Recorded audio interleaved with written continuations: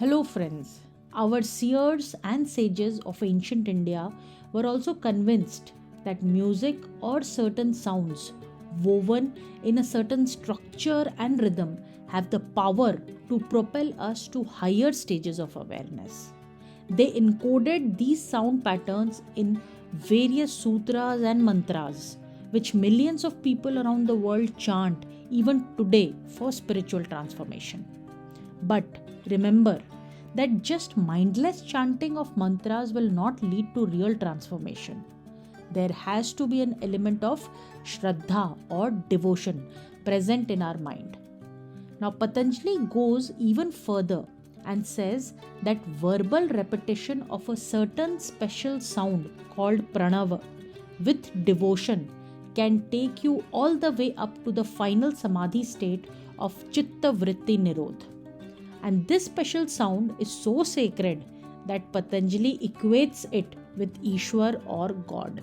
Now, in this video, we will be taking up the details of this path of Ishwar Pranidhan or devotion to Ishwar, as to how it can elevate one to higher stages of awareness as discussed in Yoga Sutras 1.23, 2.7 and 2.8. Now, in the first Yoga Sutra on Ishwara, that is 1.23, Patanjali writes Ishwar Pranidhanadva, which translates as or this previously mentioned state of higher awareness is attainable from devotion to the Ishwar. Now let us break this sutra into its constituent words to better understand it. The first word is Ishwar, and it is derived from the base word Ish, which means to be able or capable. Now this capability can be to own or to govern, such as in terms of intelligence. Now literal meaning also emphasizes that this ability is inherent and not conferred or acquired. For example, copper and gold are inherently good conductors of electricity. These attributes are not acquired but are intrinsically present in them. Therefore, Ishwar can be construed as to be the epitome of capability. Now, this capability, apart from intelligence, often includes being the most powerful or forgiving by various ethnicities. Therefore, across the globe, Ishwar is seen or accepted as the supreme or the higher power, hence popularly referred to as Almighty. Now, due to the diverse opinions about the concept of Ishwar, Patanjali's take on Ishwar becomes all the more relevant, given his ability to write about complex things in the most compact manner, by keeping only the utmost necessary details in the documentation. Hence, he specifically mentions how one gets benefited by the presence of this utmost capable entity called Ishwar. And it is indicated by the word pranidhan. Now this word is made up of prefix pra to the root words nu and dha. The prefix pra here indicates thoroughly or intensely or in higher degree. The root word nu means to praise or to venerate. And the second root word constituting pranidhan, that is dha, indicates to be firmly established. Therefore, the word pranidhan means total surrender or popularly referred to as devotion. Now, the next word after Ishwar and pranidhan is a conjunction at, which connects why Ishwar pranidhan is proposed by Patanjali. And it is for va, which means that or alternative. Alternate path for what? So Patanjali says in this sutra that devotion towards the Almighty is also an alternate path to reach the earlier proposed stages of higher consciousness, as already discussed in Patanjali Yoga Sutras 1.17, such as Sampragyat, and 1.18, which is Asampragyat. Now note that although Patanjali refers to Ishwar Pranidhan here as an alternate path, later on in chapter 2, he includes Ishwar Pranidhan as a part of Niyam, thereby making it an essential component of the path of yoga. Now, to engage the minds of people who would be curious to know What are the attributes of such an entity called Ishwar, towards whom devotion can lead to higher stages of awareness? Patanjali dedicates the next 3 Yoga Sutras. These 3 Yoga Sutras are a kind of an intellectual and linguistic challenge. Patanjali attempts to give a description to the one which is beyond description. We will elaborately discuss these 3 sutras in another video. But we will discuss something more important here in this video. Patanjali tells us the most potent verbal nomenclature of Ishwar in the Yoga Sutra 1.27, which reads Tasya Vachakah Pranavah. Translated as, the name designating Ishwar is Pranav, which is a synonym of the mystical syllable Om. In this sutra, Patanjali says that Tasya, which means it's, that is the one who is talked about in the previous sutra, which is Ishwara. Its verbal expression or designation is indicated by the word Vachak, which is derived from the base word Vach, which means sound or voice. So the symbolic manifestation of Ishwar in the form of sound is Pranav, which is synonymous to the primordial sound Om. Pranav is therefore a sonic representation of Ishwar. Now, similar to the word Pranidhan, the word Pranav is also derived from the prefix pra to the root word ru. As already discussed, prefix pra indicates thoroughly or intensively, and the root word ru means worshipable or praiseworthy. Now, substituting the va of pranava with dha, one can construe pranidhan, that is devotion. The literal meaning of the word pranav is a wholesome, thoroughly worshipable, superior form of contemplation or verbal designation of Ishwar. Pranav is the name chiefly used by the followers of Rig Veda and Udgit by those of Samaved. Both words are intended for the syllable Om. Now, along with the Vedas, the concept and importance of Om and its sound effects has been mentioned in great depths and breadth in the Upanishads and also in the Mahabharata. The sound of Om has 3 matras, A, U, Ma. They are the fundamental sounds which form the basis of speech according to Panini's grammar.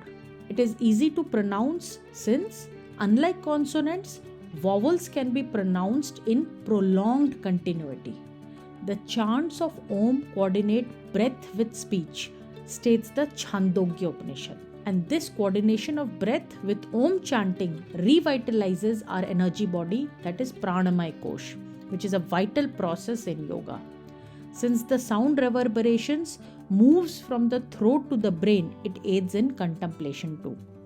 So after indicating that Om is the verbal designation of Ishwar, Patanjali guides towards its worship in Patanjali Yoga Sutras 1.28, which reads Tad Japas Tadarth Bhavanam and is translated as, its repetition and the contemplation of its meaning should be performed.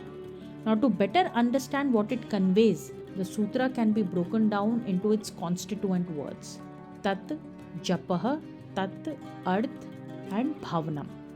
The first word Tat indicates its, indicative of the sound Om or Pranav mentioned in the previous sutra. The following word Japah means repetition, which could happen either verbally or mentally. Now, adding on to it, Patanjali says Tat again, that is, the sound of Om or Pranav, along with being repeated, should also have a feature of Arth, that is, meaning. And these 2 features of repetition, along with being aware of its meaning, should be cultivated, as indicated by the word Bhavanam. Now, what is its meaning? The word has the dhatu bhu, which means a way of thinking or experience.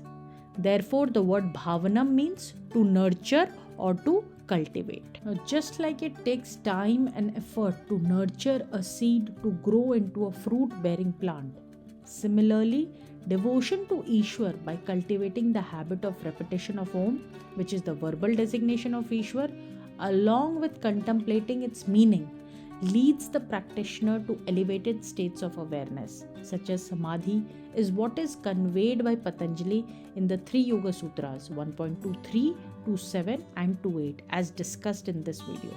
To emphasize on the importance of this method, Patanjali mentions the same thing again in the 45th Sutra of the 2nd chapter.